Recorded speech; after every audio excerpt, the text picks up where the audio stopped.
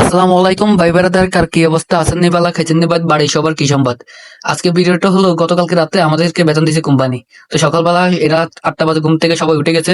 হঠাৎ করে বলতেছে চলো বাজারে যাম। আচ্ছা চলেন বাজারে যাম। তো বাজারে যাবো, সবাই আমাকে বলতেছে রেডি হওয়ার জন্য। এদিকে আমি রেডি হয়ে প্রস্তুত হয়ে আছি, কিন্তু তাদের রেডি হওয়ার কোনো খবর নাই। এদিকে ইনি হলেন সেমন ভাই, যে কিনা সবার আগে বলতেছে চলো চলো, কিন্তু এখন পর্যন্ত সে লিডার নেই, হলো মুন্না, সে কিন্তু খারাপ হয়েছে।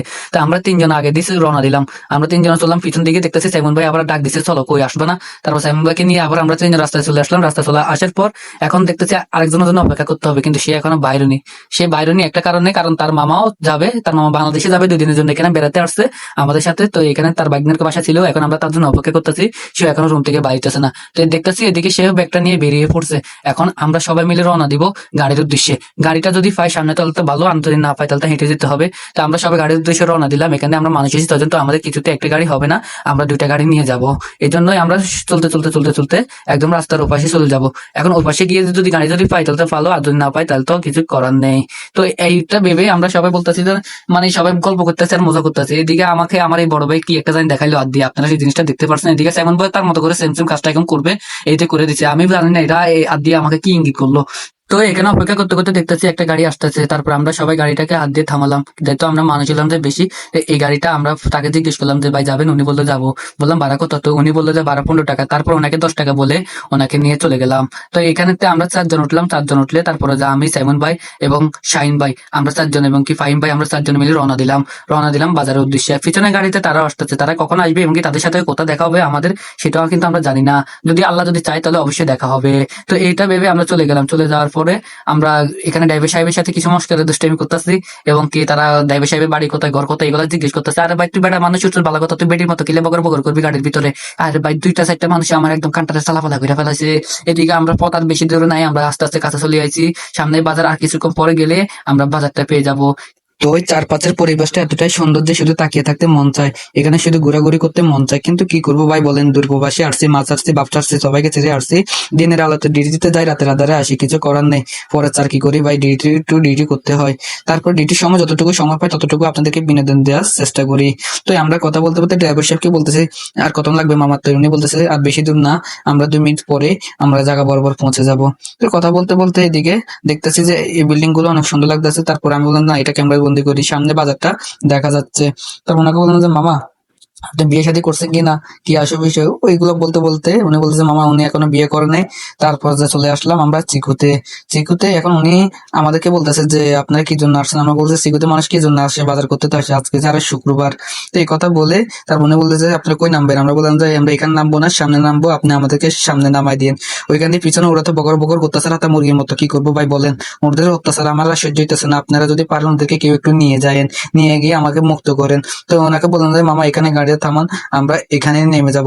এখানে নেমে দেখতে পাচ্ছেন পুরোটাই একদম বাঙালি, আমাদের যেরকম চাপরাশিরহাট কিংবা কবিরহাট নোয়াখালী অঞ্চলের যে বাজারগুলো বসে এরকম। এই জায়গাটা দেখে আমার কিছুক্ষণের জন্য মনে হয়েছে যে আমি চট্টগ্রাম রাজউদ্দিন বাজারে আছি।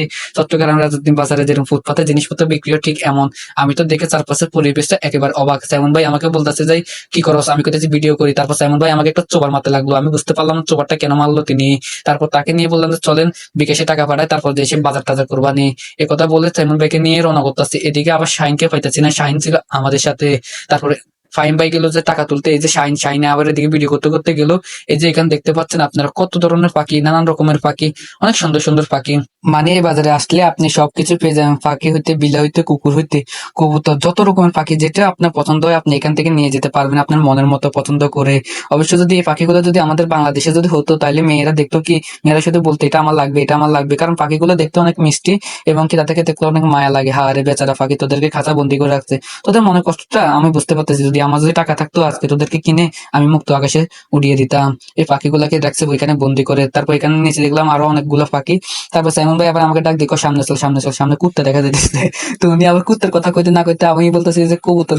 তারপর উনি বললো কবুতর না কুত্তা দেখ। তো কুত্তাটা অনেক কিউট ছিল। তারপর যে এখানে আর একটা কালা কুত্তা দেখলাম। মোট কথা এখানে 2টা কুত্তা, এক গেছে কালা কুত্তা, এক গেছে সাদা কুত্তা।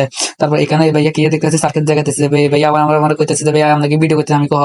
তো কইতেছে আমার চেহারাটাও একটু ভিডিও করে দেন। তো তারপর ওনার চেহারাটাও ভিডিও করলাম। এখানে তো অনেক ঘোরাঘুরি করলাম, এবার বিকাশ দোকানে চলে আসলাম। বিকাশ দোকান চলে আসি, সেমন ভাই নাকি ব্লুটুথ নাকি কি কিনবে, উনি ব্লুটুথ দেখতেছে। তারপর ব্লুটুথ দর দামে বলে নেই, দেখি উনি আর নেই। পরবর্তীতে আমি ওই ছেড়ে চলে গেলাম টাকা পাঠাতে। আমার টাকা পাঠানো হয়ে গেছে। আমার টাকা পাঠানো হওয়ার পর ওনারা এখনো টাকা পাঠাচ্ছে, ওনার নাম্বার টাম্বার দিচ্ছে। তারপর যেমন ভাই টাকা পাঠাবার জন্য নাম্বার দিলে, তারপর যে একটা মেশিন নিবে উনি, আমাকে বললো যে মেশিনটা কেমন হবে, আমাকে ফাইন ব্যাকে জিজ্ঞেস করলো। তারপরে চলে গেলাম সেলুনে। সেলুনে গিয়ে চুল টুল কাটলাম। চুল কাটার পর এখানে আজকে আমাদের শাইনের সাথে একটা ঘটনা ঘটে গেছে। শাইনের একবারে চুল দুবার কাটেছে, যার কারণে তার 25 টাকা থেকে 35 টাকা, যেটা বাংলার মনে করেন যে 1100 টাকা। শাইন এটা নিয়ে আফসোস করতে গেলাম মাংস দোকানে। এখান থেকে আমরা 1.5 কেজি মাংস নিলাম। 1.5 কেজি মাংস ওনাকে বললাম যে একটু ভালো থেকে দেন। তারপর উনি 1.5 কেজি মাংস দিলে ফাইন ভাই টাকা দিতেছে। আবার আমাদের মাংস নিয়ে দেখে এবার শাইন বলতেছে শাইনে নাকি মাংস নেবে। তারপর পিছন দিকে ফিরতে দেখিয়েছে কিছু বড় বড় রান। এগুলো কিসের রান আমি জানি না, কিন্তু মনে হচ্ছে গরু মাংসের রান হবে যত সম্ভব। ওইখানে অন্য রানও থাকতে পারে। তো তারপর ফাইন ভাইকে বললাম যে চলেন বিল দেওয়া হলে এবার মুদি দোকান দিকে চলেন। মুদি দোকানে চলে আসলাম। মুদি দোকানে এসে এবার আমরা কিছু বাজার নিবো এখান থেকে। এখানে নিয়ে গেলাম, দেখেন সবকিছু পানের পণ্য। বাজার আরো অনেক নিয়েছি, যেটা সম্পূর্ণ ভিডিওতে দেখানো সম্ভব হচ্ছে না। তারপর গাড়ি নিলাম, গাড়ি নিয়ে আবার বাসায় চলে যাচ্ছি, কারণ আমাদের বাজার করা শেষ। তো সবার থেকে ভিডিওটা কেমন লেগেছে, যদি ভালো লাগে অবশ্যই লাইক কমেন্ট শেয়ার করবেন, আর আপনাদের মূল্যবান মতামত জানিয়ে যাবেন। আজকের ভিডিওটা এই পর্যন্ত। সবাই ভালো থাকবেন, সুস্থ থাকবেন। আল্লাহ হাফেজ। এবং কি নিজের মা বাবার যত্ন নেবেন।